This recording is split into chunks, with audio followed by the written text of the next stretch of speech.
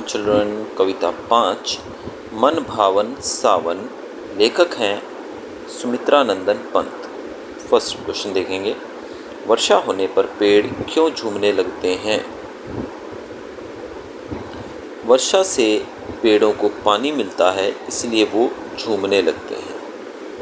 Question number 2, वर्षा होने पर पक्षी क्या करने लगते हैं?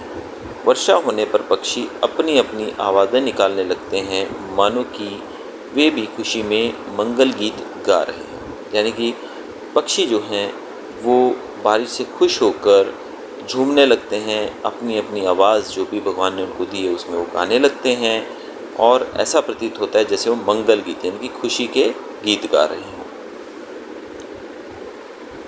ताड़ के वृक्षों की हथेलियाँ कैसी हैं? ताड़ के वृक्षों की हथेलियाँ चौड़ी हैं।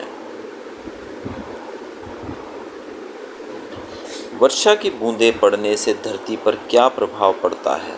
बारिश की बूंदें जब गिरती हैं तो धरती पे क्या प्रभाव पड़ता है वो देखते हैं। वर्षा की बूंदें पड़ने पर धरती के एक एक कण में, एक एक तिनके में रोमांच भर जाता है। तो जैसे ही इस पृथ्वी के ऊपर बारिश की बूंदें पड़ती हैं तो इस धरती का एक एक कण, एक एक तिनका जो है वो रोमांच यानी कि रोमांचित हो उठता है।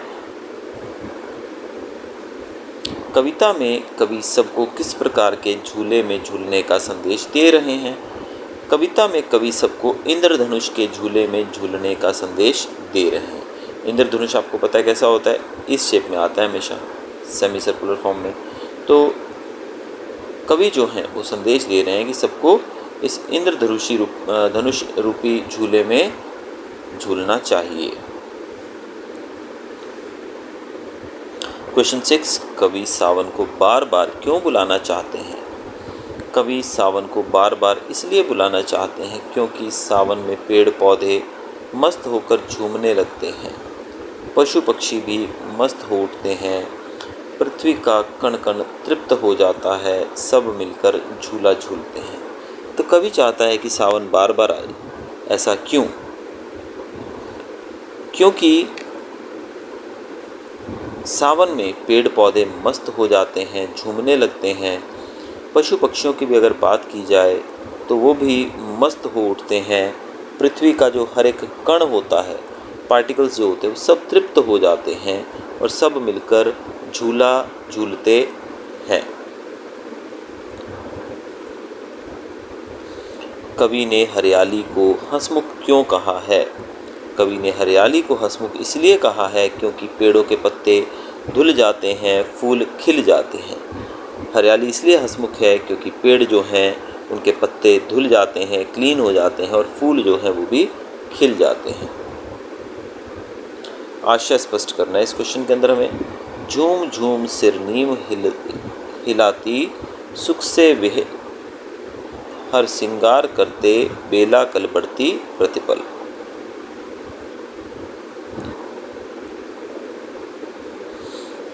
कवि कहते हैं कि सुख के भवातिरे से नीम भी झूम झूम कर सिर हिला रही है। हर सिंगार के फूल झड़ रहे हैं और बेला कली हर पल बढ़ रही है। तो कवि कहते हैं कि सूखा चला गया है, बारिश आ गई है, नीम इसका स्वागत झूम झूम कर सिर हिलाकर कर रहे हैं। हर सिंगार यानी कि फूल जो हैं तरह तरह के रंग बिरंगे जो हैं वो झड़ रहे हैं बारिश की बूंदों से, और बेला कली जो होती है वो हर पल के साथ साथ बढ़ती जा रही है।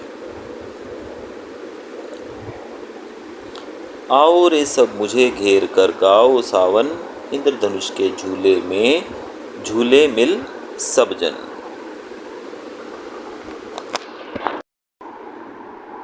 यहाँ पर कवि सबको बुला रहे हैं कि आओ सब मिलकर सावन में गीत गाओ, सब लोग इंद्रधनुष के झूले में झूला झूले। तो कवि सबको बुला रहे हैं और कह रहे हैं आओ मिलकर सावन में गीत गाओ और सब मिलकर इंद्रधनुष के झूले में झूला भी झूलो। कुछ मीनिंग्स दिए गए बच्चों यहाँ पर। उर का मतलब होता है हृदय, योर हार्ट। धन मतलब बादल। वेवल मतलब अतिरेक का भाव। तम मतलब अंधेरा। करतल हथेली। अंतर हृदय। दादुर मेंढक मन भावन, मन को अच्छा लगने वाला। वारी पानी।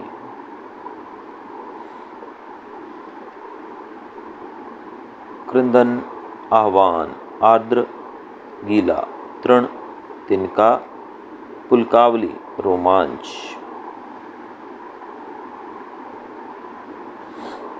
खक्कुल पक्षियों का समूह। सोनबलाक सुनहरे बगुले। तो बच्चों ये था हमारा चैप्टर, और वीडियो अच्छा लगा तो चैनल को सब्सक्राइब कीजिएगा, और जल्दी मैं लेकर आऊँगा नया वीडियो जो कि आपका अगला चैप्टर है, देश प्रेम के दाम। Till then goodbye, thanks for watching.